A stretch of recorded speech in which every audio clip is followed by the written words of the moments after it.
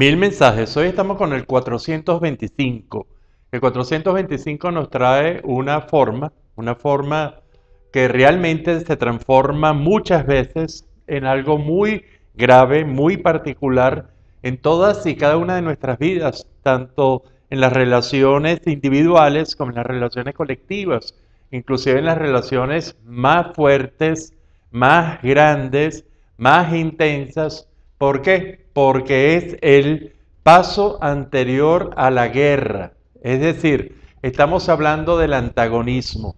de una realidad, de una dinámica, de una situación en la psicología humana que tiene expresiones, por supuesto, tiene expresiones en todo su mundo de social y que va a terminar y que puede terminar en una guerra si no se toman en conciencia toda una serie de elementos que nos hagan concienciar sobre lo que en verdad es el antagonismo y cómo enfrentarlo. Para nosotros, el antagonismo es cuando una realidad, una verdad, un pensamiento, una actitud, una conducta, se opone a que se presente la otra. Es decir, cuando hay dificultades graves para coexistir,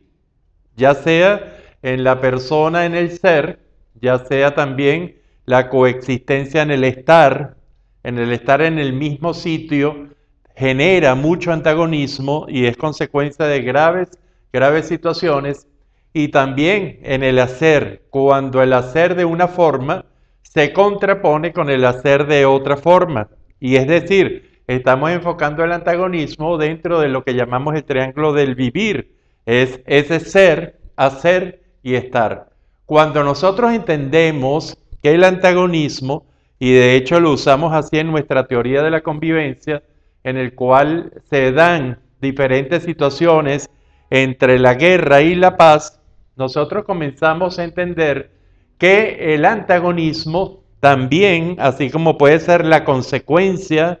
que puede ser el antecedente de una guerra, también puede ser todo lo contrario. Puede ser el primer paso para el cese de la guerra. Es decir, desde la guerra no se llega a la paz de inmediato, ni una situación de cooperación, ni siquiera de competencia, ni siquiera de conflictos por justicia, sino que se llega a un antagonismo, y esta fase, luego de la guerra, hay que revisarla muy bien, porque es una fase en la cual cada una de las partes está evaluando si valió la pena descontinuar, terminar la guerra para llegar a algunos acuerdos. Ese periodo de ajuste entre la guerra y situaciones, por ejemplo, de convivencia a través de la competencia, a través de la cooperación, inclusive a través de la paz, se tiene que pasar un proceso primero de antagonismo, así como también, como dijimos al comienzo de este mensaje, muchos antagonismos que no se logran enfrentar de una manera honesta terminan sin duda alguna en una guerra, porque aquí es ya más que la molestia a coexistir. En la guerra ya no se permite la coexistencia de alguna de las dos partes, o para cada una de las partes en guerra, la otra parte es realmente perjudicial, no se puede vivir con ella, y de ahí la gravedad de la guerra, porque es buscar la eliminación del otro. En el antagonismo también buscamos la eliminación del otro, a lo mejor no física, pero a lo mejor queremos plegarlos a los demás, a lo que son nuestras verdades, nuestras formas, nuestras actitudes, y ahí se plantea entonces esa dificultad de coexistencia de las dos partes. Nosotros expresamos en un ejemplo muy bien para diferenciar el conflicto, que así se llama en nuestra teoría, por antagonismo, del conflicto por justicia o justicia, porque en el conflicto por antagonismo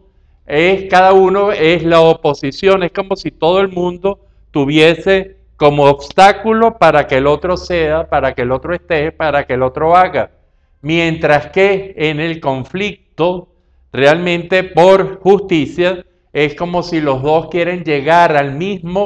la misma meta, pero con diferencias que hace que uno gane y el otro pierda, que uno siempre gane y que el otro siempre pierda. Y por lo tanto hay que evaluar muy bien estas dinámicas de confrontaciones y diferenciarlas cuando es por antagonismo o cuando es por conflicto.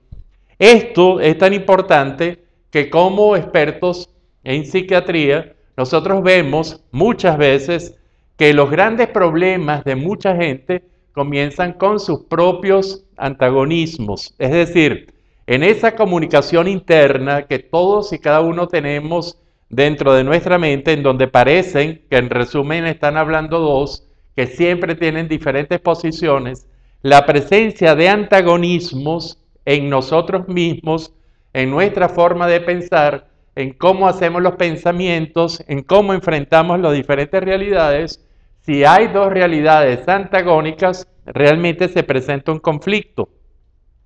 Esto se va a repetir también con los demás, en especial con la gente que realmente no son importantes, es decir, con pareja, con los diferentes miembros de la familia, con los amigos, con los empleados, si uno es jefe, o los subordinados, si al revés, con los jefes, si uno es empleado o subordinado, y se va a reproducir también en todo el marco social, a nivel institucional, a nivel inclusive de pueblos, de poblaciones, civilizaciones, de estados. Y esto realmente entonces nosotros debemos reconocer cuando estamos frente a una confrontación por antagonismo para realmente evaluar la situación y evaluar algo que es fundamental. En este mundo es cada vez más amplio si nosotros llevamos una forma, un modelo que podemos llamar muy bien paradigma, y ese es nuestro paradigma. Hay gente con otras realidades y otros paradigmas. En lugar de confrontar paradigmas, hay una realidad que comienza siendo teórica, pero que la podemos usar todos los días, que es el sintagma, que es la unión de varios paradigmas. Es decir, si el sistema, cualquier sistema en donde yo esté,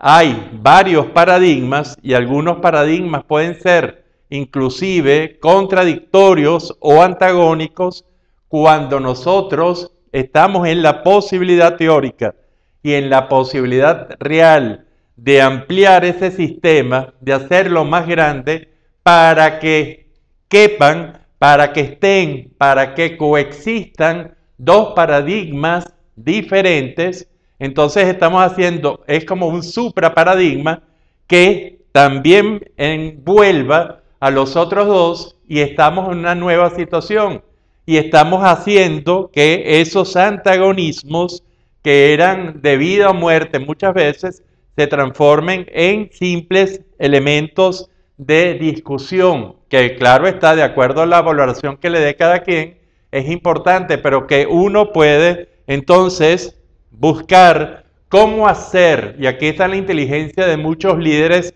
actuales, de cómo hacer sintagmas con varios paradigmas contradictorios. Aquí baja el nivel de antagonismo, se está previniendo una guerra y probablemente se están buscando esquemas, valores superiores de justicia que aseguren tanto la igualdad de oportunidades que tiene las diferentes personalidades como la igualdad de derechos. Y esto va a repercutir desde la vida cotidiana hasta las grandes ideologías. No olvidemos entonces que el antagonismo, el fundamental, el que debemos primero resolver todos y cada uno de nosotros, está dentro de nuestra mente, en los antagonismos que nosotros podemos tener como seres humanos pensantes, como seres humanos que nunca nos guiamos por una absoluta verdad o en muy contadas ocasiones, pero que siempre vamos a tener dudas, y al tener dudas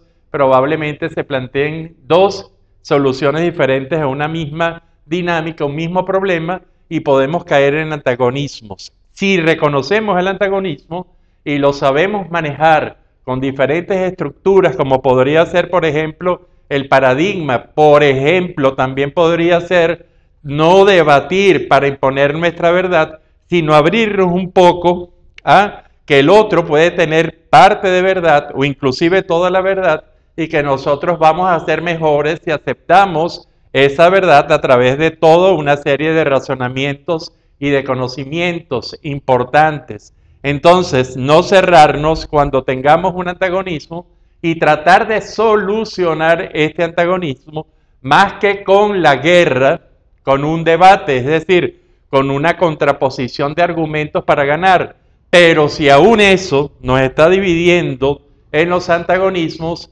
podemos buscar la solución del diálogo, la solución de buscar la verdad en forma armónica para terminar todo el mundo mucho mejor con la tenencia, el disfrute de una mejor verdad. Este es el número 425 de los 1000 mensajes y lo dejo con este espectacular